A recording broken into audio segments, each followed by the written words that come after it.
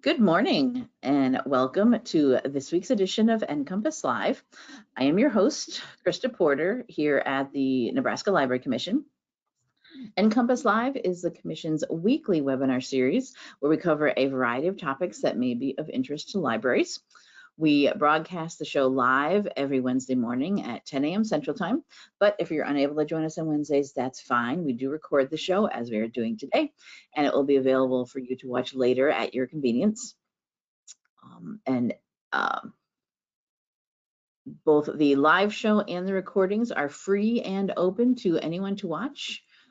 So please do share with your friends, family, neighbors, colleagues, anyone you think would be interested in any of the shows we have on NCompass Live. And at the end of today's show, I will show you how to, where you can go to access all of our show recordings. For those of you not from Nebraska, because I know we do have people registered who are not from our state, the Nebraska Library Commission is the state agency for libraries. So we are similar to your whatever state library. So we provide training and resources and databases and grants and consulting, et cetera, to all types of libraries in the state. So you will find shows on NCompass Live for all types of libraries. Public, academic, K-12, corrections, museums, historical societies, archives, really anything and everything. Our only criteria is that something to do with libraries. We have a Nebraska Library Commission staff that sometimes do presentations for us about services and programs and things we have here at the Library Commission. But we also bring in guest speakers, and that is what we have today. Joining us today is Scott Childers. Good morning, Scott. And Good morning. he is the executive director of our Southeast Library System. We also, for those of you not in Nebraska, we do have regional library systems, 4 of them in the state, covering each different regions. They are not the same as some library systems you might think of, where they are like membership organizations that libraries join and have a shared cataloging and that kind of thing. They are more consulting. Scott, you could probably explain even more than us. Yeah, we focus on consulting and training and developing those relationships with librarians, library boards, cities in our areas, because Nebraska is a huge state geographically. And so being able to split it up regionally and travel to our libraries we support, it's a great benefit. So. And the systems do work with us here at the Library Commission if they are receive funding from us, and so we work together on all of these kind of things. But today, Scott and I are going to talk about creating and implementing library policies, something that all libraries anywhere should be doing. We're hoping this will be some conversation with you all. So with any tips, tricks you have, ideas for doing policies at your library, how things have worked, things that haven't worked, questions you might have about it, if you're struggling on writing a particular policy, or if you have experience with how you've done one that might be helpful to others. So definitely type into that question section at any time you think of anything you want to say, and I will read it out, and we'll hopefully have a good conversation this morning. And so we do have some slides, but they're basically kind of a rough outline of some points we want to cover today. But we'll, like she said, be conversational and so on, and answer questions, see where that takes us. We're not going to talk about specific policies here. This is policies in general.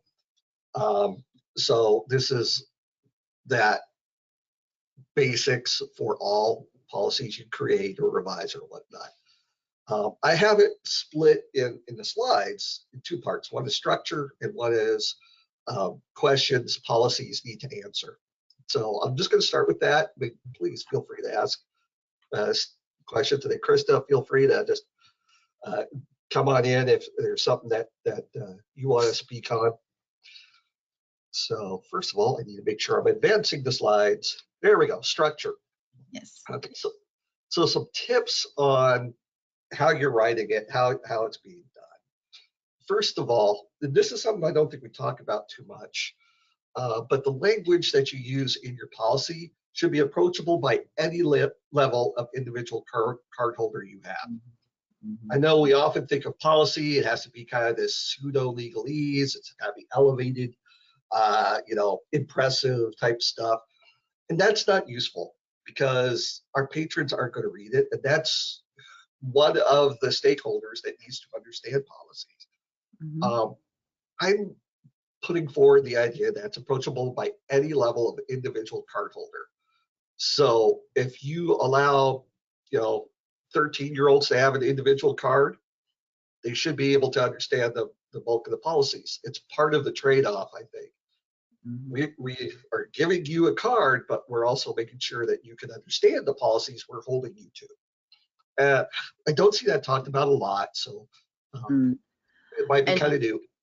Go ahead. there may be some, I mean, you talked about that it has to be official, legal sounding thing. There may be legal reasonings for why you have this policy for some of them, and that is something you can include, saying this is because of so and so state statute or so and so city ordinance or something. But you do need to um, clarify it and translate the legalese for the general public, for people like us. So some of the legal stuff that I have to deal with from our Nebraska state laws, I do have to read and reread and research and then translate for our libraries and our library boards, because the law is written in a particular way and it's generally not readable by any normal human being. So if you need to back it up, have that backup, but then do your translating. And we know that sometimes it's someone else higher up that kind of dictates how it's structured that way. Uh, Depending on how library governance happens in your particular case. If you're one of, I think we've got some academics joining us today, so Mhm. your structure will be a little different. Um, People from other states outside of Nebraska, it may need another layer of approval, and they may insist on lawyer talk, that type of stuff. But try your best to have it approachable in that manner. Um, is related, clear, jargon-free, and friendly acronym introduction is going to be important.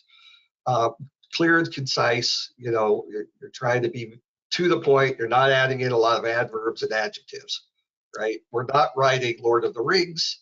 We're writing a poem, right? We need to make sure it is concise and not boring because of length. It'll be boring because of topic, so some of them. Jargon free, again, one of the primary stakeholders of policies is going to be your patrons, because these are the rules that affect their behavior. So they have to understand it. So stay away from jargon. And if you do have to include jargon, have some explanation of it. And that goes along with friendly acronym introduction. Don't use acronyms unless you, at least like at the first time you use it, you have the full term. Like, when requesting interlibrary loan, parentheses, ILL, and parentheses. So that way, oh, this means this, right? Mhm. Because having a policy full of acronyms with no introduction, you might as well speak, ancient Greek or Egyptian hieroglyphics at that point. That is something that we have, and every profession has their acronyms and their jargon. And, talking amongst ourselves as librarians, sure, we can usually say it and understand. But unless they've been a regular user of these services of yours, the general public's not going to know. I think we use too much jargon, and it's difficult to get out of that habit, I'm sure, because they're so used to talking about it with our colleagues. And when we're talking to our colleagues at our own libraries, or even other colleagues outside of, like, oh yes, we did this and we did that, ILL, this, OCLC, ILL, ALA, all these terms that may be out there, and your public is not going to know most of them because they don't care. So, Yeah. And we have to also remember, it's not in the slides, but these policies are public documents. These are not private things. I mean, our policy documents are public documents. They are for the people. These are the rules they have to follow using the library, so they have to be public. I was talking with someone, and they're like, "Well, we don't share our policies with anyone." It's like, no, you have to share your policies with everyone. Um, but and speaking of policies, I also want to remind people that every individual policy could be someone's entry point into your policy book. People don't normally go from the first page of a policy book and read everything to get to the part that interests them. It's more of an encyclopedia type of thing. They're only interested in the meeting room policy or the computer use policy. So they're going to go straight to that. Mm-hmm. So if you're doing any type of defining definitions or anything like that, you need to do that in every single policy segment. So you're not referring to, oh, as we defined in our circulation policy, we're going to use these terms in a way that you don't understand. Treat every single policy as a standalone document that could be read without context of any of your other policies. You can certainly refer to them because some things kind of cross over, but you're not relying on a reference to somewhere else to define something that so people understand the one they're reading. Mm-hmm. You're going to repeat stuff over and over, and that's okay. Copy and paste is your friend. Yeah. And there are going to be some that you'll be handing out, like your circulation policy. You probably hand out to your new folks, or an abbreviated version, possibly. Mm-hmm. So that's something to think about too. We do have a question that popped up that I was curious about too, so I'm glad someone asked. You mentioned, Scott, that this person, and I'm glad that they are having this response, was surprised that a library would not be sharing their policies. What would be a reason? And now, you know, we know they should be, but what would be a reason to not share how to your library's policies? Why they said it was that way? I think in that case, it was a personality trait of the librarian, because not giving someone the rules of the game means that you control the game. Mm. And I'm not saying they were a good librarian by any means. There were other issues too, but that librarian's thing was, I keep all this information close to my chest, so that way I am protected and I can tell people what they need to do, and they can't ask me to change my mind. Mm-hmm. Not a healthy relationship with policies or with the public for that matter. So that person is no longer a librarian. They found a job that's more towards their current aptitudes. But there are some people like that feel like all of our internal documents should not, and everything's an internal document. Mm-hmm. You know, that's kind of the thought process. It's like, no, we're public entities. It's all public documents, minutes, agendas, policies. That type. We're not private companies or anything, that need to worry about like somebody stealing our work. I mean, we share all the time. ILL. Oh, definitely. And I do think also some have policies that they wrote something about a particular person. And I think there might be some of that. It's like, well, we don't want this getting out because they'll know that we created this policy about them, which is not a good thing to do. But yeah. Does that get into your next point there? Not too broad, not too specific? That's part of it. So when you're creating your policies, I've seen some that are so broad and so vague, it doesn't say anything. It can be easily talked around. You're not enforcing anything. You're not trying to affect any behaviors. It's just a bunch of words that it's too vague and it's unenforceable. Same thing with the specific. I've seen some that have 2 or 3 pages of if this, then this, if this, then that, if this, then do this. Well, what happens is that second point, you create even more holes because if it's not listed, now we've got a point, we don't have the scenario listed. What do? We have to interpret something. There's no room to interpret it in the way this is written. So that's what I mean, not too broad. So you're actually getting to something, you have some specifics. Maybe you have examples. I love the phrase, examples include, but not limited to. Yes. And it has some examples. It's a great phrase for your policies. But yeah, going through page after page of if this, then this, if this, then this, it's hard to cover all the bases. And it's like taking a thing of clay and squishing it. All that clay comes out between your fingers. You're not going to.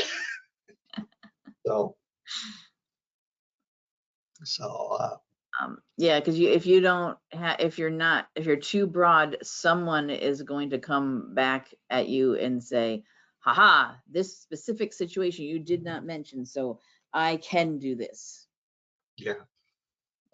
There's got to be, it's a balance, right? It's the Goldilocks thing. There's like, this bed is too hard, this bed is too soft, this porridge is too hot, this porridge is too cold. Oh, here we go. These are all just right. That takes some trial and error sometimes, especially if you're new to this or this is a new policy. And I do want to mention, your policies are living documents.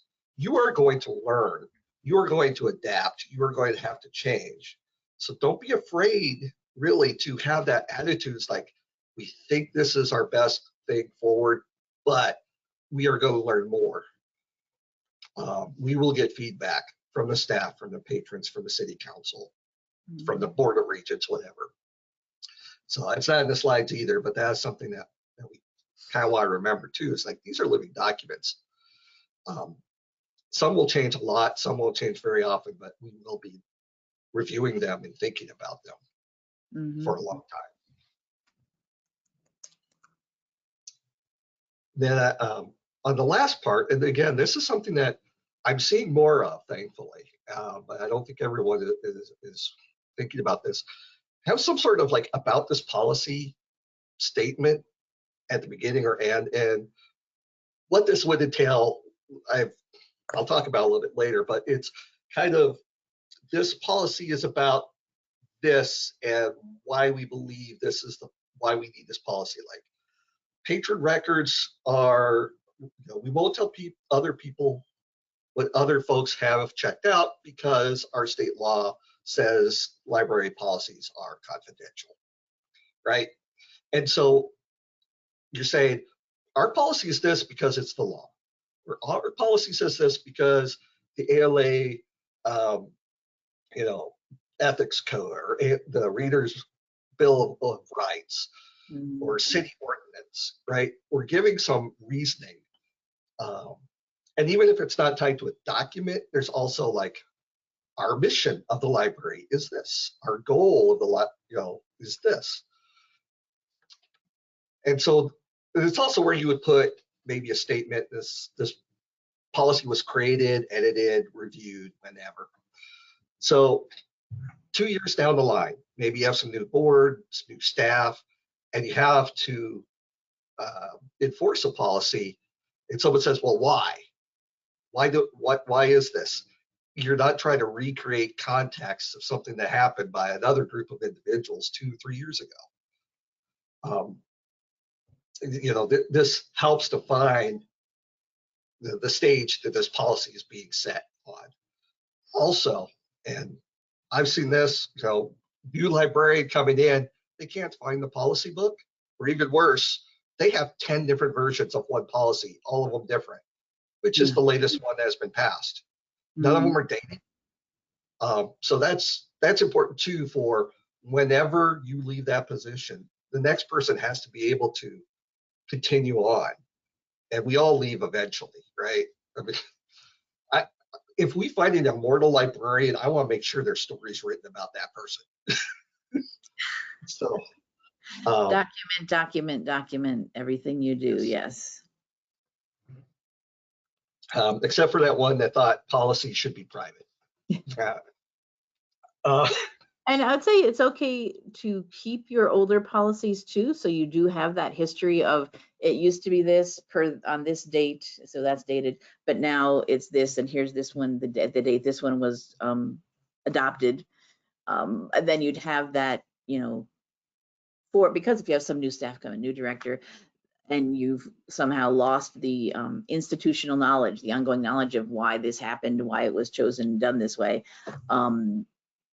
In that they can see the history of it and see, oh, back in 1940, that was our policy, but now it's this. Well, and that even gives you a clue. I mean, okay, this policy from 1940, they're talking about typewriters and mimeograph machines. I don't even know if mimeographs were around in the 40s, so forgive me. Yeah. It's like, we don't have either anymore in our building. We should probably look at this. Yeah, we review this and update it. Yeah. All right. Any other questions pop up, Krista? Not just yet. Yeah, go ahead and type in anything. Do you have any questions about anything we're talking about, or any of your own thoughts or ideas? We'd love to hear from you all too. Yeah, especially if you have your own twist on any of these and want to share, that'd be great. I'm going to go ahead and move on to kind of how we think about the content of our policies and a way of framing up things.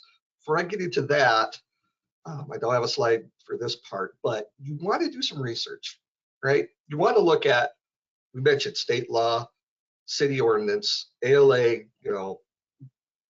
ethics type of things, the Reader's Bill of Rights, all of those things that you think might be important for what you want to do.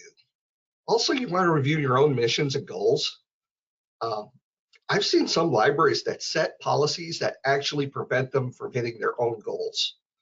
Oh. An example, they wanted to increase circulation numbers. However, they had an extremely strict circulation policy. People could only check out X number. It was a very small number. And there was a high, not even high, but there was overdue fines that kicked in rather quickly. And so you're actually, by your policies, saying, no, don't check out a lot of things. But the goal was to increase circulation. Those were two things working against each other, right? So if your goal is to increase circulation, maybe you let people check out more items per visit. Maybe you have more lenient overdue or something like that. You want to keep them coming in and checking out more books. Maybe you look at your holds policy if you have one, requests. Think about what your mission is, what your goals are, and make sure your policies don't get in the way of that so you don't shoot yourself in the foot. It's like, we want more people to come in, but we're reducing our hours. That's not going to really work too well. So just wanted to mention that. Have those type of things in mind when you're structuring the content of each of your policies. And a framework that'll kind of help you get that. Oh, there we go. There we go. What questions should your policies answer? Who, what, when, where, and why? The 5 journalistic questions, the 5 W's, also works really well to keep you on track with your own policies. Just like your policies need to answer who does things, what is it they're doing, when does this happen, where is this happening, and why is this happening? So let's break down each of those a little bit. And I seem to have lost video. There you are. No. So that way I can. So yeah, at any time, feel free to put in questions during this section. This is where we're going to be a little bit more free for all. So I'll just kind of start with the next, with who. Who does this policy affect, right? Not all policies will affect all library users. You may have certain circulation policies that are different for children than adults, for out-of-county users than in-county. Computer lab use or patron behavior in computer lab may be different than in the library proper or in the meeting rooms, right? So you need to define who does this policy affect. Granted, most of them will be everyone who's using the services, but there are going to be those weird instances where I think circulation policies will probably be the one that would have the most, because sometimes you do limit the number of things a child will check out, or the number of DVDs that check out to someone who is out of county or something. I've seen that happen. So make sure you define that in that policy. Again, if it's already defined, that means people can't say, well, you're just picking on me.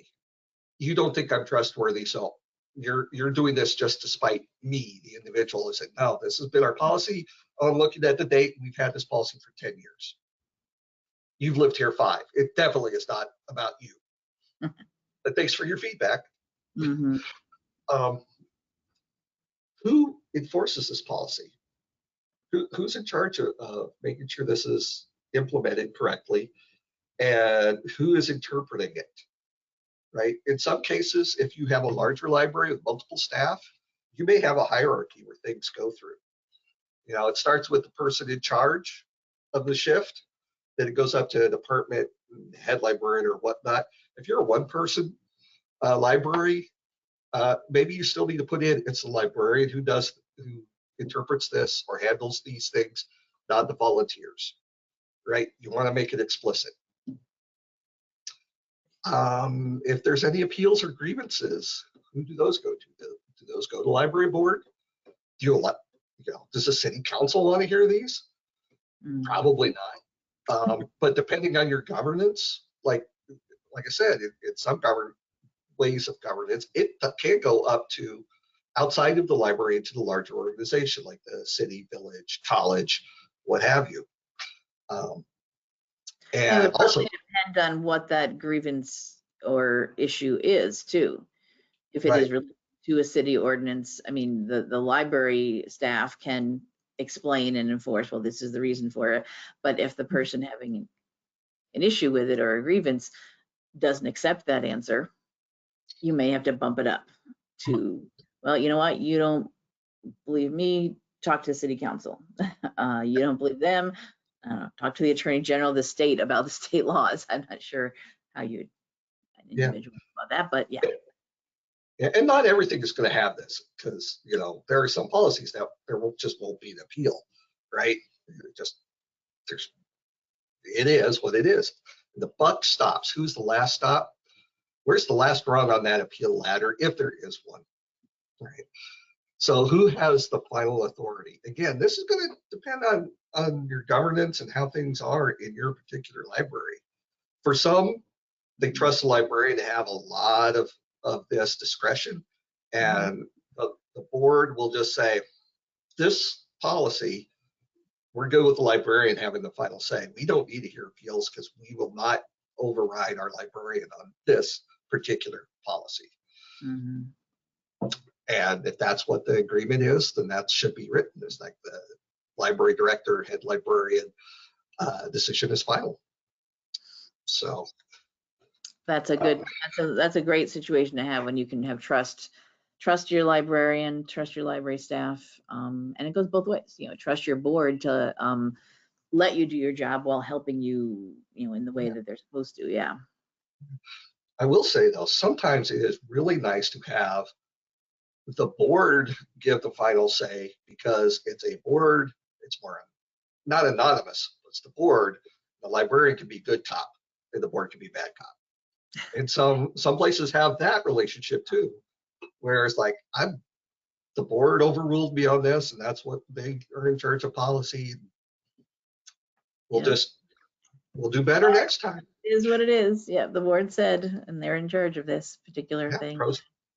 Pros and cons. So again, like, one of the questions that all your policies have to answer is, who is this affecting? Who is implementing, interpreting it for the library? Who are the people? Who are the stakeholders?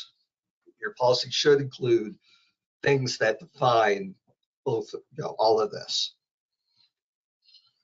So we'll pause for questions on who. I'm waiting for someone to say, who do you think you are, Scott?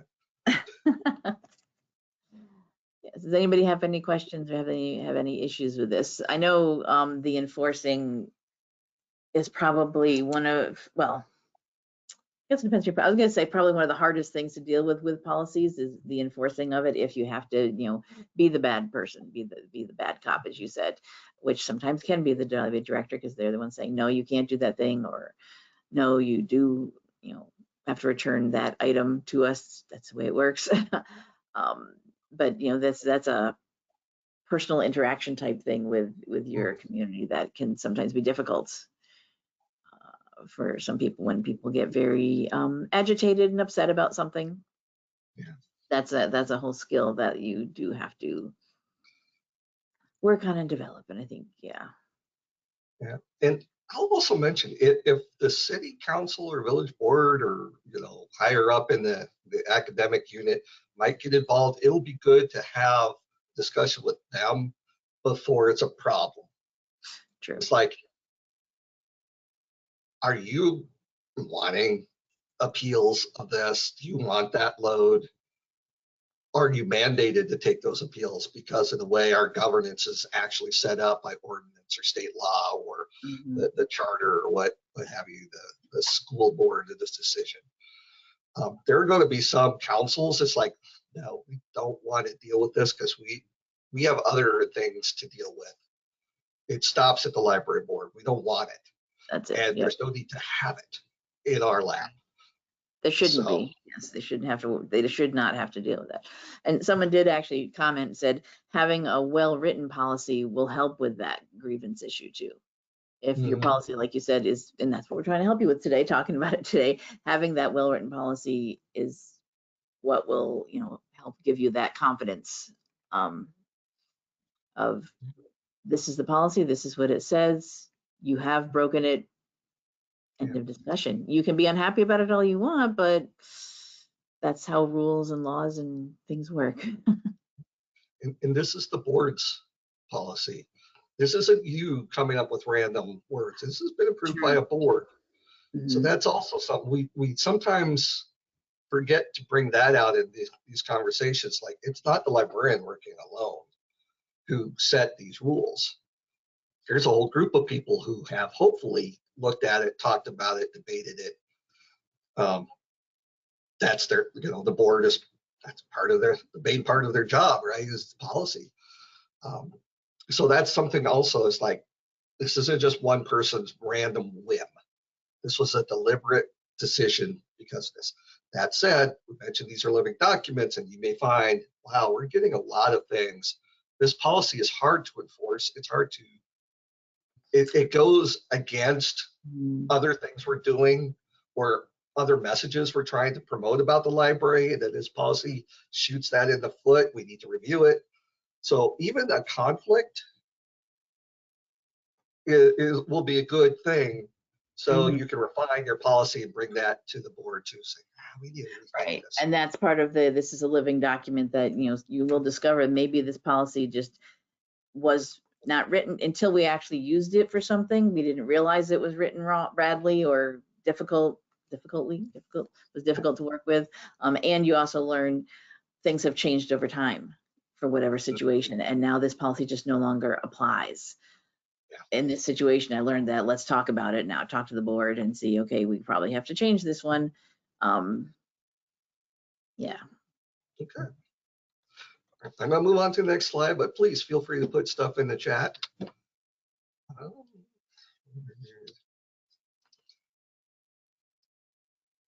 get the right who, what. There we go. There you go. So what is this policy for? And a lot of this will be probably in the intro paragraphs. Like, what are we doing with this policy, right? We are talking about people checking out books. We are talking about people behaving in the library. What behaviors are being encouraged or discouraged? What's the consequence for breaking this policy, if there is any?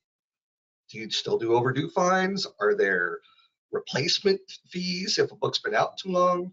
Do you do ban and bar if something is, egregious? Is there a ladder or a step policy for this? This is going to be the meat of the policy. What is it we're trying to do? What is it we expect our patrons to be doing? What rules do we expect them to follow? Um, and I do want to mention at this point, libraries are a public, uh, limited public forum, which means we are a public place for a specific reason, right? So we can have patron behavior policies, because if a patron is keeping someone else from accessing resources, they are interfering in that person's rights, First Amendment rights, right? It's not us just being annoyed, it's you are preventing them from having the same access that you have, right? And that's part of why we have patron behavior policies, is in the grand scheme of things, everyone should have that same ability to access things and to ingest them. So if someone's being loud, you're preventing someone else from listening to a webinar. Or if you're running around the library, bumping all over things, you're preventing someone from actually accessing the stacks where that information is at, right? So that's something to think about. This isn't just like the behavior itself. There's a reason why we want things to be somewhat calm, somewhat quiet. I mean, it's not going to be super quiet, but if people are being affected so much that they can't access the resources they have the right to get to, that's a problem. So that's something to think about too, is like, it's not just the behavior, it's what is the purpose for us looking at that behavior and say, this is acceptable, this is not.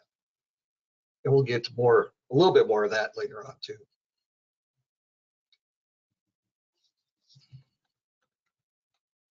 Okay.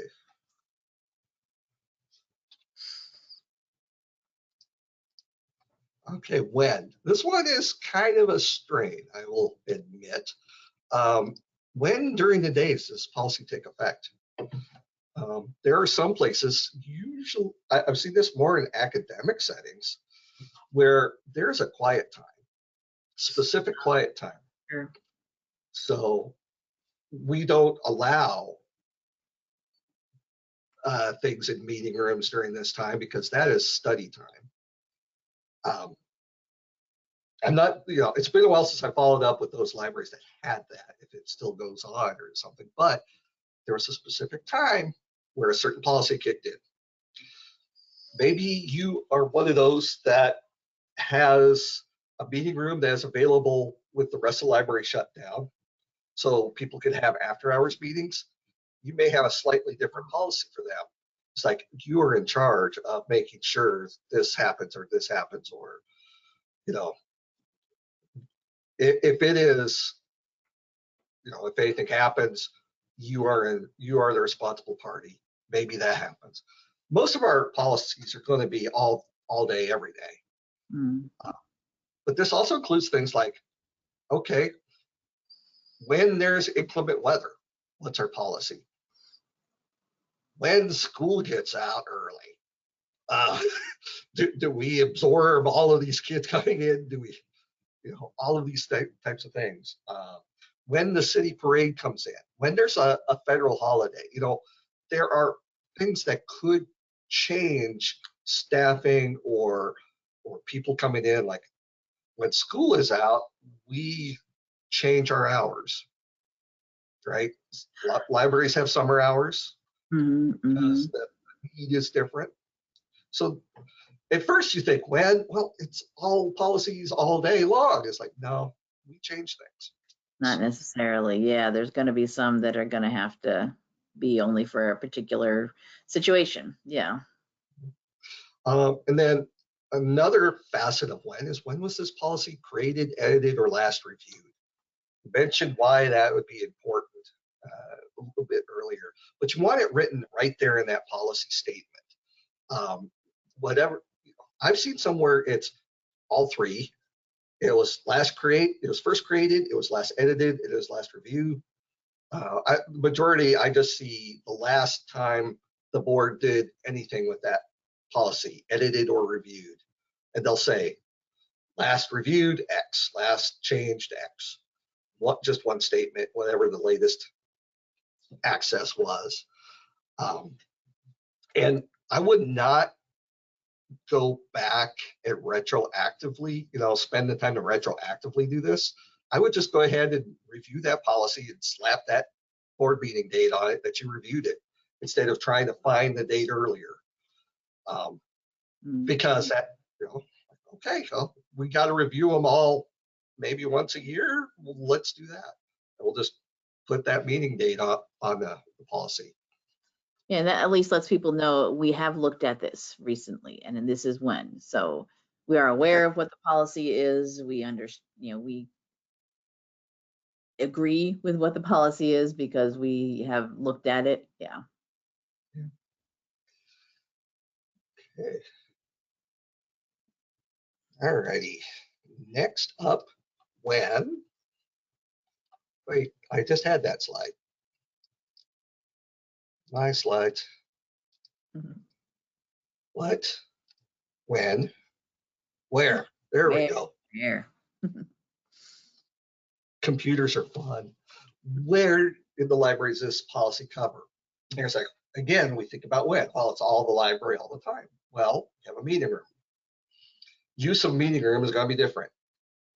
Maybe you have something, people who use the meeting room has to clean up the meeting room after they're done. You don't have that in the main stacks usually. Do your policies include the parking lot?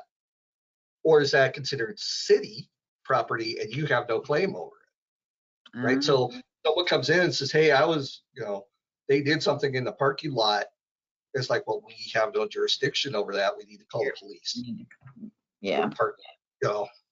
Or it's like, hey, can we use your parking lot for the parade? It's like, we can't make that decision. That's a city decision. Even things like near the computers, your beverage policy may be very different. It's like, we don't allow food near these 2 rows of computers, but it's okay in study rooms or study carrels or in our conversation pit or whatever you have, right? So again, it's like, well, when we think about policy, it's all going to be the same. It's like, no, there's actually a lot of nuance. And in this, you really want to be able to define it. Like, I'll take an example that came up recently for a lot of libraries. People wanting to solicit signatures on ballot measures. Okay. There have been some court cases and stuff that tell us they have access to the sidewalk, but they cannot block an entrance to a public place. Right. And that you could also say, if they want to set up in the foyer, well, there's not enough room to negotiate someone gathering signatures and people coming in and out of the building. Yeah. So I said, no, just because we have to have clear right of way. Plus, there's probably a fire code violation or 2. But that sidewalk in front of the library that goes right past, that's fair game. Just as long as they're not blocking people from coming into the building. And as long as they're moving off the sidewalk, if someone who needs it because they're in a wheelchair and they don't feel like going 4x4ing on the library lawn, right? So those are some other things that you think about, is stuff like that. There have been some decisions, there have been some court cases on meeting rooms, there have been court case on solicitation of ballot measures that will define how we set that. And then those things change too, unfortunately. So another good reason to review your policies. And speaking of that, where did you find statements to make your positions? Are you basing this off of state law, city ordinance, your own mission statement, the Reader's Bill of Rights, or you just think, well, this is tradition. I generally balk at the idea of tradition, but it is a powerful thing. And if it's not harming anyone, okay, right? Because that's something a lot of people in that community will understand, right? There's going to be a lot of buy-in if you're using that. However, traditions change and fall away. So, but listing that in your policy document too, it's like looking at state law for peaceful assembly. It's like we say that we have the right to remove people from the foyer and from the sidewalk leading to the stairs or leading to the building because everyone, that type of thing. I will also mention sometimes people will ignore what you use for your authority on that. We saw this a little bit with all the book challenges, right? And people were saying, well, we follow the ALA's position on this. Well, then they would come back with like, we don't think ALA has any power. We don't recognize the ALA. And some would go even further down the road, citing, their grooming and et cetera, et cetera. But if we say First Amendment says we can't discriminate on our collection, right? Yeah. Okay, that's a higher authority. Supposedly we're all bound by. And the ALA stuff are interpretations of the First Amendment. So during that first wave that came through, I would often suggest put references to the First Amendment in these challenge policies because that's a much stronger footing than ALA, which we agree with, but the people making this new type of book challenge process come through, they don't. It's irrelevant. It's like saying, I believe in Dungeons and Dragons first edition. Well, a current player will look at me like I'm some sort of heretic, possibly, right? Really? Yeah. No, that's an example. So if there's any diehard D&Ders there, just an example. Don't brand me as a heretic for that. You're stirring up some controversy there. Good. Controversy is good for the soul once in a while. So that is something you want to put in that extra paragraph I suggested. Where are you coming up with your ideas? If you have a source, some it's just going to be straight up, we're decent people and we expect other people to be decent. And so you're not going to have a reference. That's fine. But there are going to be certain things that you will want to point to, like the state law or, this. It's like, or even putting in a fact, like there is a library that their meeting room, it's attached to the building, but it's not under library control. It's under city control. So if there's any problems with scheduling, maintenance, et cetera, library has nothing to do with it. And so their policy is any questions about that meeting room, go to City Hall. No ifs, ands, or buts. And here's the statement from City Hall that says that. So it's not one of our usual things, but it's a policy because they had that problem. People calling the library to schedule, saying, hey, we can't get our Wi-Fi going. It's like, it's attached to our building, but we have no control over it. So that's definitely things you want to clarify in writing very clearly about who is in charge of what areas, because so that you can you can refer people to. And these policies also, you said at the beginning, who are these to help? These are to help the people using your library, but they're also to help your staff be able to respond to these kind of questions too. Yeah. And they know where to look to find out, I'm new, I just started a week ago, and I think somebody maybe mentioned that to me, but I've received a lot of input in the last week. We find out, because and if they know, at least I know this is the place to go, and I can look up in the table of contents or an index. Oh, meeting room, boom. Oh, here's the info. Yeah. Okay. Let's see. And then why? Why in the world do we actually have this policy?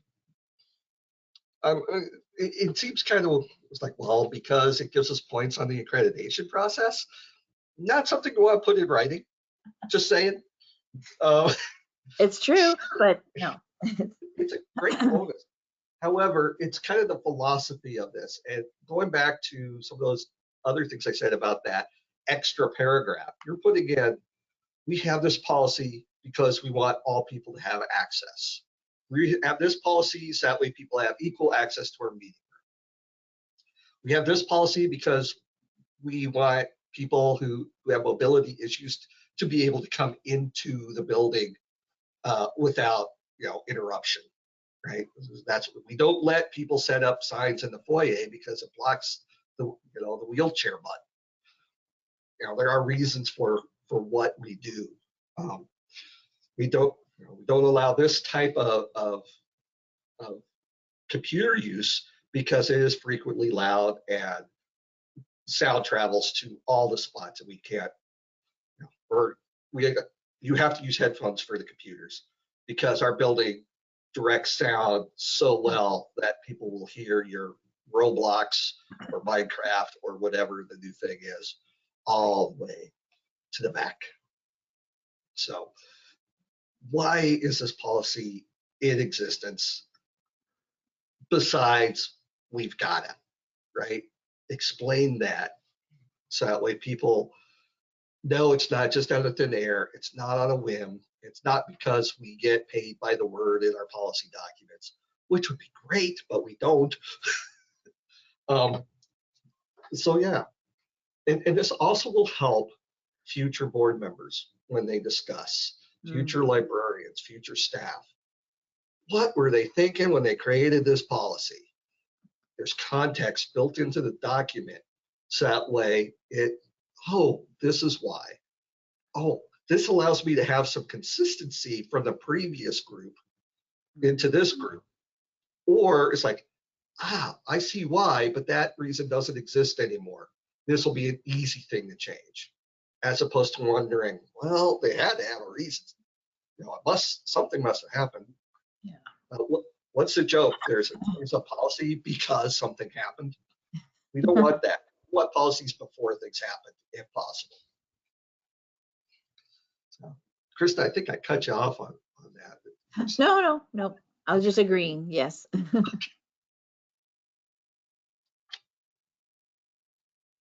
Yeah.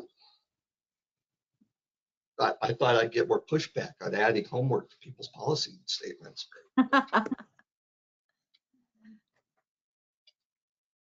Not yet, or at least they're not saying, I don't want to do this. Well, and neither one of us is the policy police. No.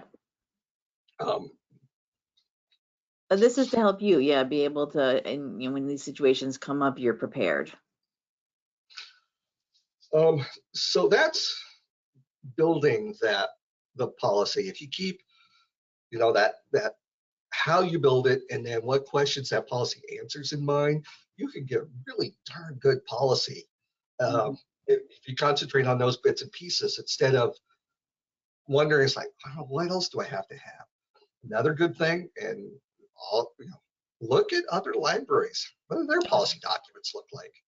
We're libraries, for goodness sake. We share things. That's our job. So many of them are online. That's yeah. So you can look and see JTEP and public library policy for whatever topic you're trying to work on in your policies, and you can come up with so many. And of course, you'll come up with ones that are at libraries. You're like, oh my gosh, that's from like Omaha Public, and they're so much bigger than us. We can't use that. That's okay. You can tweak it, or look for specifically a community that is similar to yours, or similar in size, or similar in makeup, and see what their policies are. Or I think just ask them, hey, fellow librarian at so-and-so library, I'm trying to make a policy about this. Can you share what you've done? Yeah. So yes, definitely do that. I would also suggest that you do keep a printed version near your cert desk, because electricity goes out every once in a while. And so, unfortunately, it seems to be that's when people have questions that require a reference to the policy. So do have a print copy somewhere nearby your service points. And also give your board members a print copy.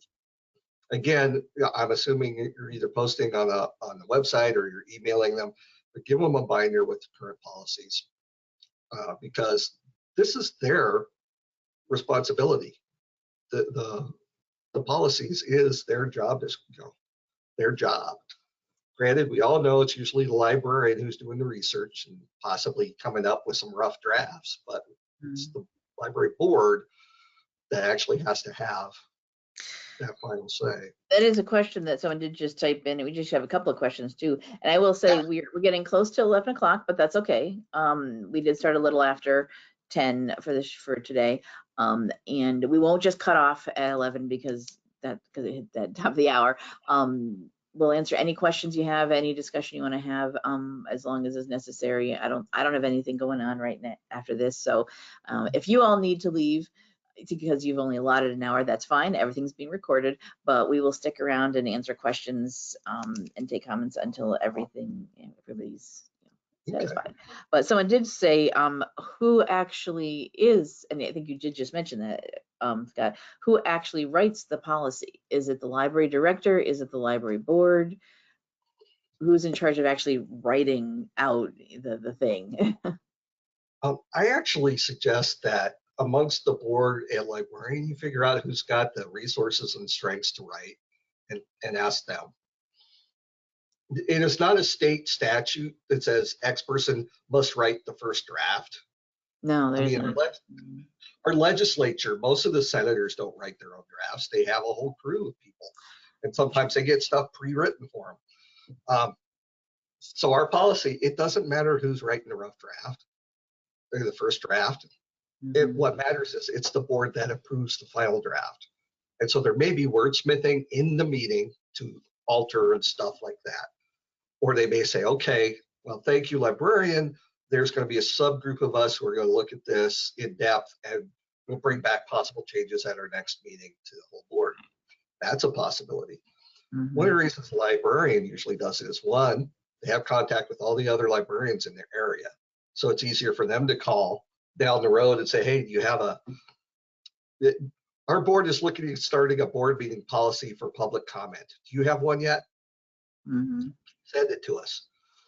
What's your patron behavior policy? Because we've got a new form of patron behavior that we're not sure how to handle. How to deal with, yeah. So, yeah. Cool. All right. So it's oftentimes the librarian, but it doesn't have to be. The real question is, who is the best fit for getting this first draft done so we can discuss it and make alterations as the board? So that's that.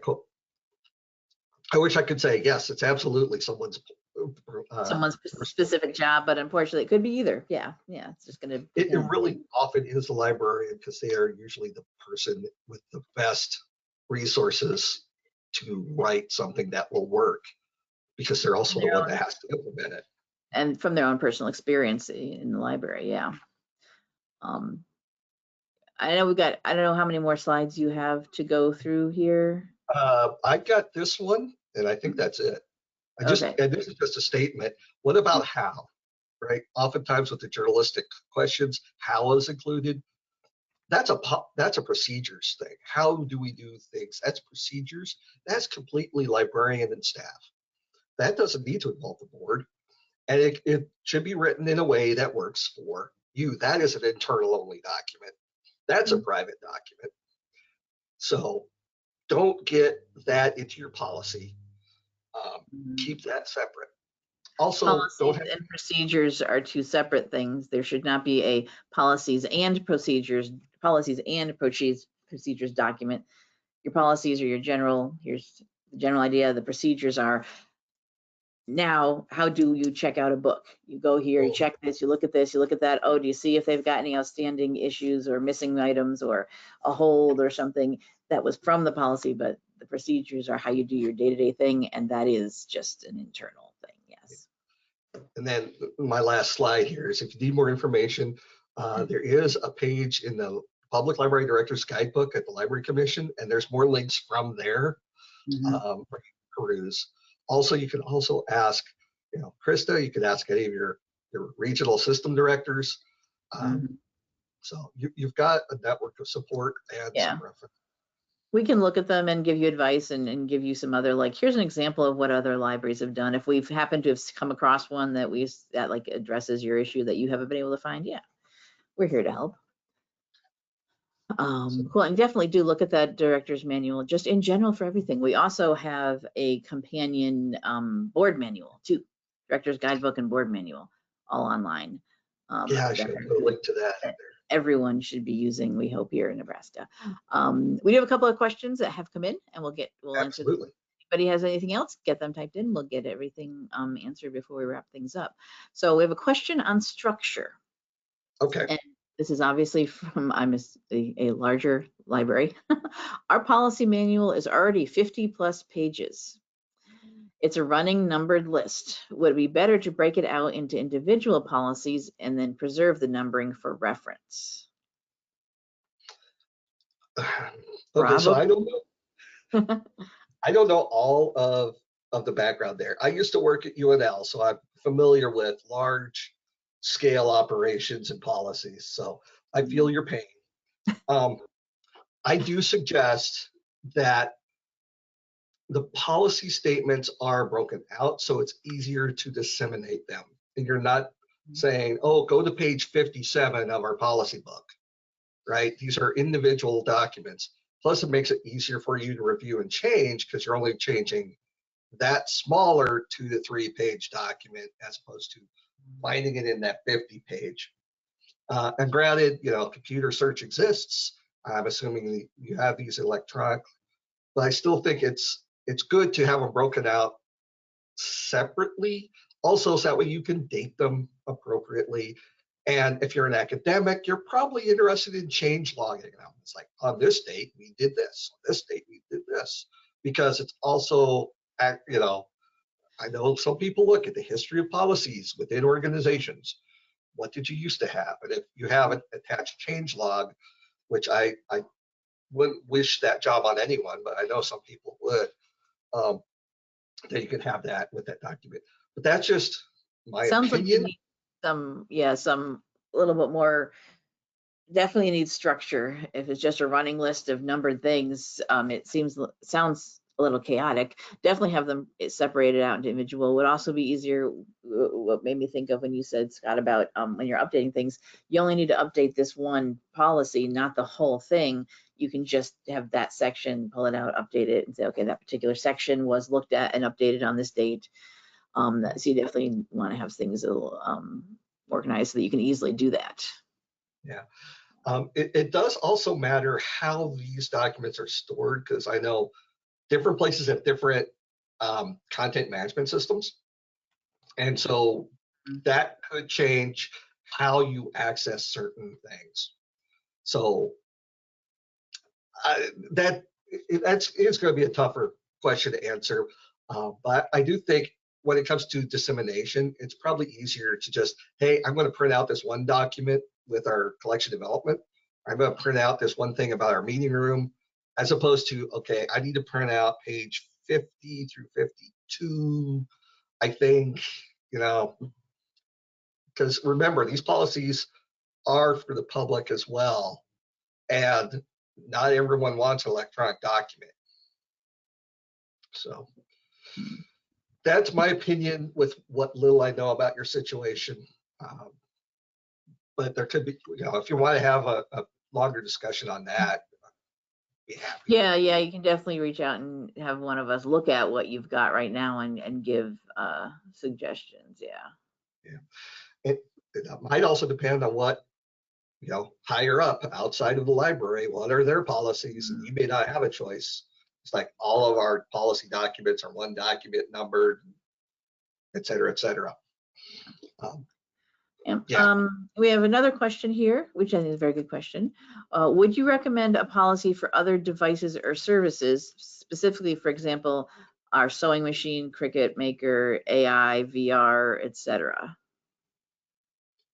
Like That's a good. Yeah. I'm assuming you're asking it. These are like checkoutable devices, like Library of Things, or if it's in-house use, I would probably have in-house. They say, yeah. In-house. Okay, I would probably still have a separate policy for those then, especially per device. It doesn't have to be long, right? Just because it's a separate policy doesn't mean it has to be 3 pages. Because if it's individual devices, you won't always have that device. You won't always have that sewing machine. You may get a different sewing machine with different rules. It's like maybe the bobbins are different. You have to keep those under control. I don't know. I don't know much about sewing machines. Sorry. No, that's a perfectly acceptable comment. Yes. Appropriate. Yes. But yeah, I think for use, especially, I would consider that a major item. It's a sewing machine. It is set. Granted, it's not too big, but if you're doing in-house only, it's a set thing. Treat it like a separate service. Same like a 3D printer is different than printing. Also, you may have that one, depending where it fits best logically. You know, if it's really separate, like wow, we consider it a whole separate service. You know, then maybe it should be its own policy. But if it's like, well, we consider it pretty much the same as printing, just longer and more expensive, you know, that's going to be a local decision based on what your patrons are seeing that service as. Was there any part of that question I may have missed? No, just wanted a policy for other devices, sewing machine, Cricut Maker, VR. You definitely want policies that talk about how they are reserved or checked out, I guess, in-house. That's going to be something you need. So people know, yeah, you have to sign up to do this.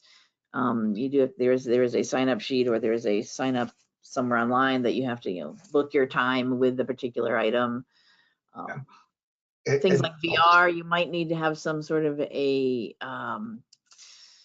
we are not responsible if someone gets, you know, lost in their space and falls over a chair. You know, you're responsible for the fact that you might fall and injure yourself. This kind of.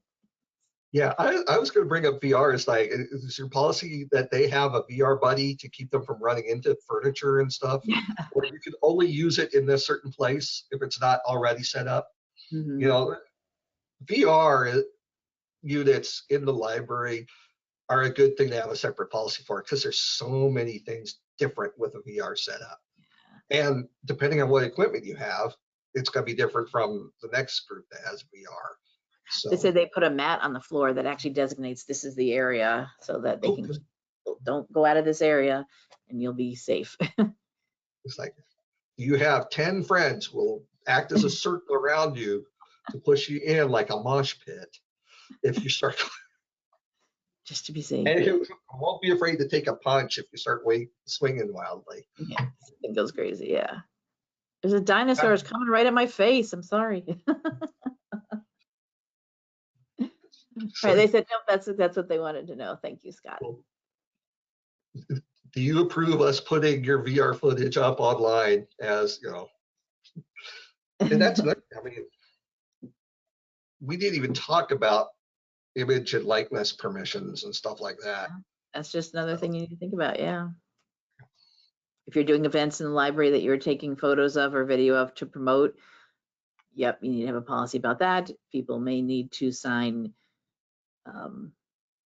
for parents might need to sign for their children permissions to have allow their likeness to be used, et cetera, et cetera. Yep. Yeah. Look up those kind of policies. All right. Does anybody have any other questions? The slides will be available for you if you want to have a reference for them. And I think we're working on some handouts. Yeah, I'm going to try to flesh out the outlines that we had here with a little bit more text. So there might be a little bit more information afterwards as well, yeah. But this will give you a guideline, like a nice outline of the general things you need to think about when you are working on crafting your policies. The slides, I mean. Just run the video through AI. We'll just do that. No, don't do that. All right. Don't see any other last minute desperate questions coming in. Oh, how nice. I'm so glad to hear. Someone says this has been very informative, and also they said thank you. Also timely, as we are currently reviewing policies now. Oh, good. Well, I hope this does help. Yeah. Glad we could help. Yeah, absolutely. All right. Is that the end slide? Thank you. Okay. That is. Okay, cool. All right, thank you. I am going to pull presenter control back to my screen to wrap up for today. Thank you so much for being here with us today, Scott, talking about all of this. Getting this information out to our libraries is definitely a thing that some people don't like to do, but hopefully this will help you do it, keep everything up to date. So that wraps up for today's show. As I said, it is being recorded and will be available on our recording page. If you use whatever is your search engine of choice, you will type in our show name, NCompass Live. You'll come up with our main page and our recordings page. Here's our main NCompass Live website with all of our upcoming shows. But then here is our archived NCompass Live shows page. Click on there. Most recent one is at the top of the list. So today's will be up there. By the end of the day tomorrow, the recording will be available. Everyone who attended and registered for today's show will get an email from me. We'll also push it out on our social media. We do have a Facebook page for NCompass Live, as you can see over here. So if you like to use Facebook, give us a like. It is linked from our main pages. We post reminders. Here's a reminder to log in today's show. Here's our meet our presenter. And then when we were off last week, where is it? Here we go. When our recordings are available, we also post on here as well. We use the hashtag, a little abbreviation of our show name, NComp Live, for anything we post on here. And the Library Commission has its own Facebook page and the Instagram page. That's the one. So you'll see notices out there as well as through our mailing list, our online listers that we have here in Nebraska. I push out about the show as well. So when the recording's ready, everyone will be told. We'll have a link to the show recording. We'll have a link to the slides. Will be on the session page here. Here's the one from last week. Well, 2 weeks ago. Link to YouTube, link to the slides. You will have those will be available there. You can also search our show archives if you're wondering if we've ever done a show on a particular topic. Type in whatever you want. You can search the full show archives or just recent 12 months if you just want something really current. That is because this does go back, and I'm not going to scroll all the way down. I'll go about halfway. This does go back to when NCompass Live first premiered, which was in January 2009. That puts us as 17 years as of today, this year, of the show. But we do have all of our show archives here on the Commission's YouTube channel. And so do pay attention to original broadcast dates of anything. So you will know when these shows first happened. Some things will be fine to watch, stand the test of time, still be good, useful information, but some things will become old and outdated. Resources may have changed drastically. Links might be broken. People may work at different places than when they first presented for us. Resources and services may have changed drastically or no longer exist. You never know. But this is something libraries do. We keep things for historical purposes often. And as long as we have a place to keep all of our archives, which right now is the Library Commission's YouTube channel, we'll always have them out there available for you. All right, so that is wrapped up today. Next week, it is the last Wednesday of the month, so that means it is Pretty Sweet Tech Day. You can see here, end of the month, we always have Pretty Sweet Tech. That is when Amanda Sweet, who is our technology innovation librarian here at the Library Commission, always comes on to talk about something tech-related. We do have tech-related shows other times of the month too, sometimes, but you can always depend on almost every last Wednesday of the month, Amanda will come on. And next week, she's going to talk about introducing AI with purpose and practicality. So please do sign up for that show and any of our others. We've got all our August dates booked and all filled out. So there's also the ones coming up, and we should have September ones being added soon as well. So keep an eye on our schedule. So thank you everybody for being here. Thank you so much, Scott, for joining us. And I hope you'll see you all on a future episode of NCompass Live. Bye-bye.